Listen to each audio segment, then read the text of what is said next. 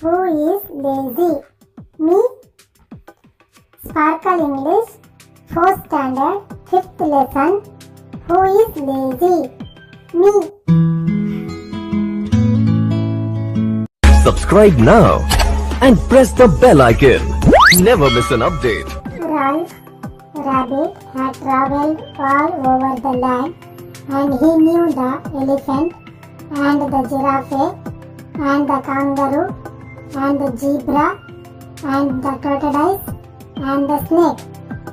But the animals lived so far from each other that none of them knew of others' existence. They had never met or even seen each other. According to the elephant, it was the only animal on earth apart from the Ralph and the giraffe and the tortoise. They all thought the same. Ralph Rabbit had found a very big packet of corn in one of his wandering trips. He was fond of corn, but the seeds had to be planted. He went to the elephant and said, "The corn needs planting. We animals should help one another. If you push down the trees to clear the ground, I will burn them."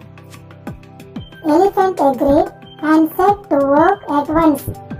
He spent the whole day pushing down the trees with his huge head and body. It was hard work as there were many trees, and it took him the whole day to do it. By the end of the day, he had cleared the ground. Ralph Rabbit then went to Giraffe and said, "I have done all the hard work uprooting the trees to clear the ground. Now if you burn off all the timber, we will be ready to plant the corn. Rainy season is not too far away." Giraffe agreed. She burned off all the fallen timber, wondering how little Ralph could manage to flatten so many trees single-handedly. The rains came and the ground was ready for sowing. Ralph Rabbit went again to Elephant and said, "If you do the sowing, I will do the hoeing." This was easier than pushing down the trees, so Elephant did that happily. Then Ralph went to Giraffe and said, "I have done the sowing. Now it's your turn to do the hoeing." She did that without complaining. Ralph Rabbit kept a close watch as the corn grew nice and tall. When the golden cobs began to glisten in the sun, she went to Elephant and said, "The corn is now ready. If you reap it, I will gather it. But be careful. There is another animal called Giraffe who loves ripe corn. She may steal it." Elephant kept a watch for the giraffe as he went about reaping the corn with his long tusks. But the giraffe, he saw neither the neck nor the nose. Then Rabbit went to Giraffe and said, "I have reaped all the corn and now I am tired. It needs to be gathered. But keep a lookout for the elephant. He is sure to steal the cobs. He loves corn so much." So Giraffe set about gathering the cobs and piled them into huge stacks. But all the while,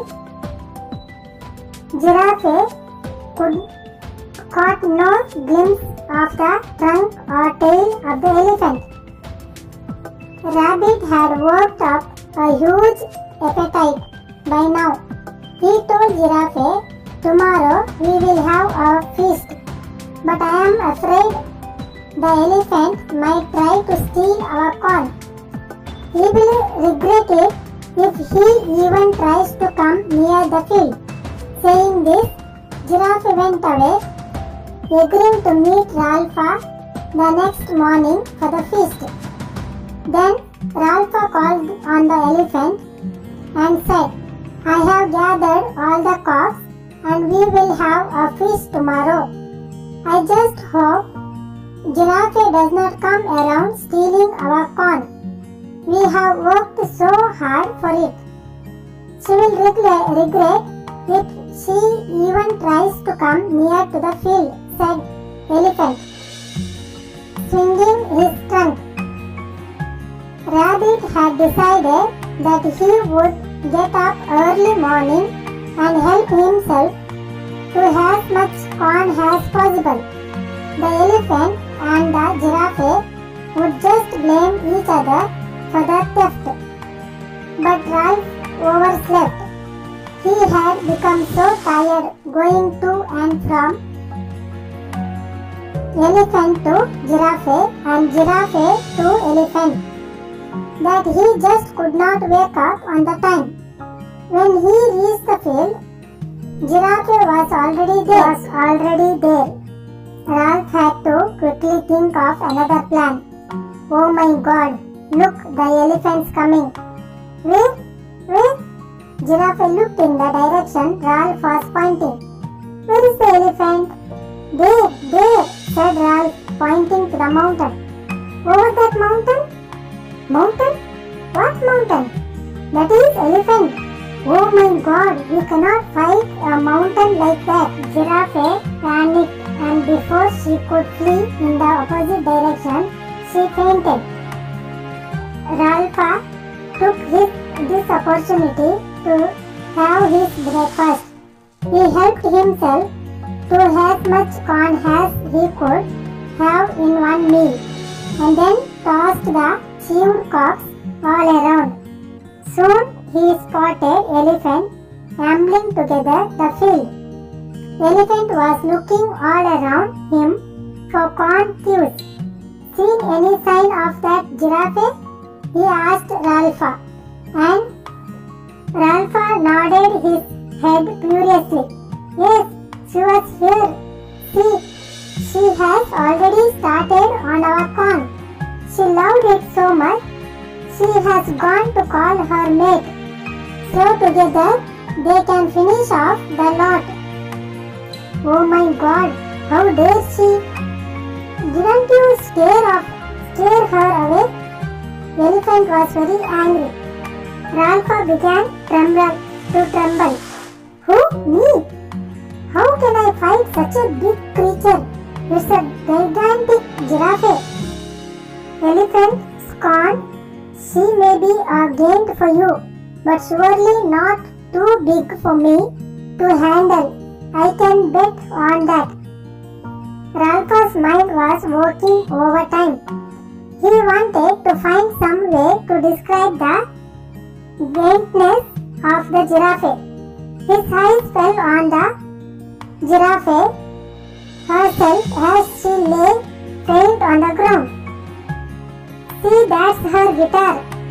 You can now get an idea as how big she would be. Elephant was horrified. That's her guitar? Let me disappear before she makes a drum out of me. Saying this, Elephant walked away as fast as his big feet could carry him. Soon after, Giraffe came around. Getting up slowly from the ground, she told Ralph, I never really cared too much for corn. You eat as much you can, my friend, before that elephant gets here. See his size, big as a mountain. Whoever wants to meet him. She trotted away in the other direction as fast as her long legs could carry her. Ralph got all the time to laze around in the sun and eat the corn to his heart's content.